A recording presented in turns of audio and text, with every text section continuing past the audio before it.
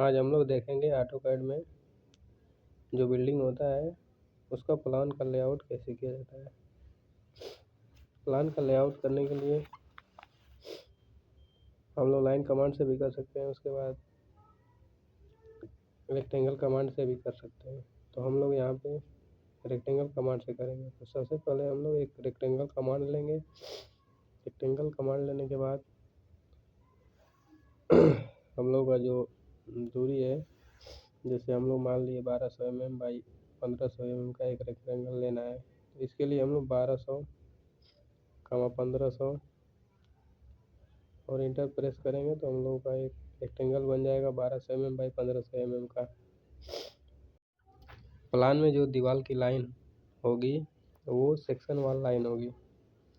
Section वाल line लेने के बाद हम लोग आगे का प्रोसेस करेंगे। रेक्टेंगल कमांड के लिए सबसे पहले हम लोग REC प्लस इंटर का प्रयोग करते हैं, जिससे हम लोग का रेक्टेंगल कमांड एक्टिव हो जाता है।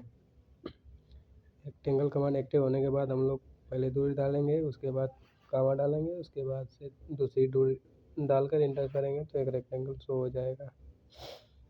और जो प्लान का जो बाहरी वाल का सेक्शन और अंदर वाल का जो सेक्शन होता है वो सेक्शन वाल के थ्रू आता है।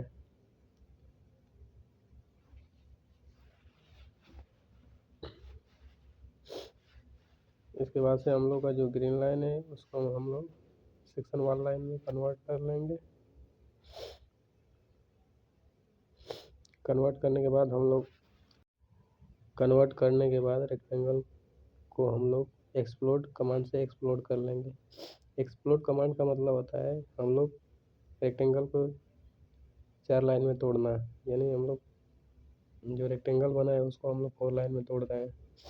4 लाइन तोड़ने से ये होगा कि हम लोग को ऑफसेट लेने में आसानी होगा। तो पहली लाइन का फिर हम लोग ऑफसेट लेंगे। मान लो हम लोग को 300 mm की वाल रखनी है तो 300 mm मतलब फर्स्ट लाइन को क्लिक करके उसके बाद राइट क्लिक करके 300 mm का ऑफसेट ले लिया जाएगा। इसी तरह हम लोग चारों तरफ से 300 mm का ऑफसेट ले लेंगे, जिससे हम लोग का आउटर वाल लाइन बन जाएगी। आउटर लाइन बनने के बाद हम लोग जो लाइन है उसको पकड़कर 300 का एक ऑफसेट लेंगे, जो कि हम लोग का इनर वाल बन जाएगी। इसी तरह से हम लोग इसमें डिजाइन जैसे तुम अपने अनुसार कर सकते हो। हम लोग 3000 mm का 3000 mm डिस्टेंस का एरिया मान के चल रहे हैं। इसी प्रकार से हम जल्दी जल्दी अपना एक बिल्डिंग का अपने अनुसार एक लेआउट तैयार कर लेता हूँ। लेआउट प्लान तैयार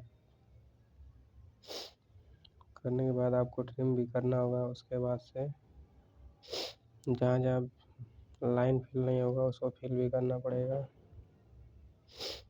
इस प्रकार से लेआउट प्लान तैयार होगा। तो हम 300 का ऑफसेट लेकर एक मानक के अनुसार अपना बिल्डिंग का एक एक वो क्या बोलते हैं रूम तैयार कर लेता हूँ।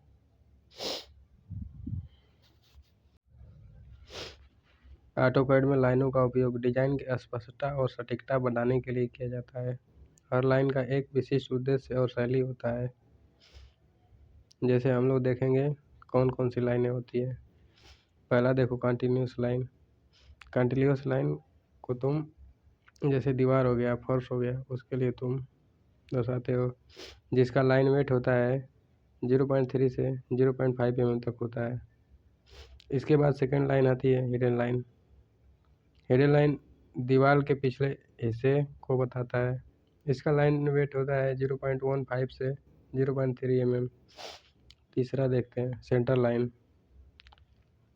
सेंटर लाइन का प्रतीक होता है डैश होगा, उसके बाद डॉट होगा, उसके बाद डॉट डॉट, और हिडन लाइन का जो प्रतीक होता है वो डैश डैश डैश होता है।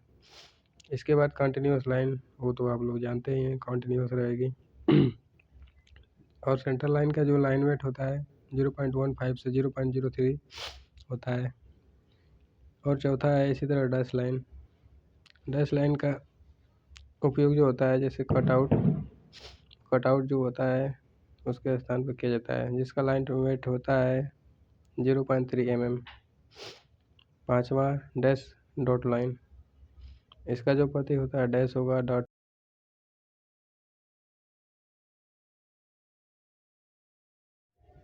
यहाँ देखिए हम लोग फ्लैट कमांड का उपयोग कर रहे हैं। फ्लैट कमांड के लिए FILL को एंटर करेंगे तो फ्लैट कमांड आ जाएगा। उसके बाद फर्स्ट लाइन और सेकंड लाइन को सिलेक्ट करने के बाद ये जो लाइनिंग है ये 90 डिग्री पे फिल हो जा रही है।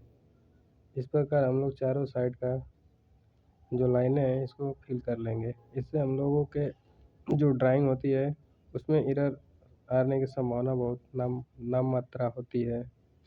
अगर हम लोग फ्लैट कमांड का यूज की जगह लाइन कमांड का यूज करेंगे तो हम लोग सही से अपना जो लाइन है उसको फिल नहीं कर पाएंगे और इस प्रकार से हम लोगों के ड्राइंग में एरर आने की संभावना हो जाएगी।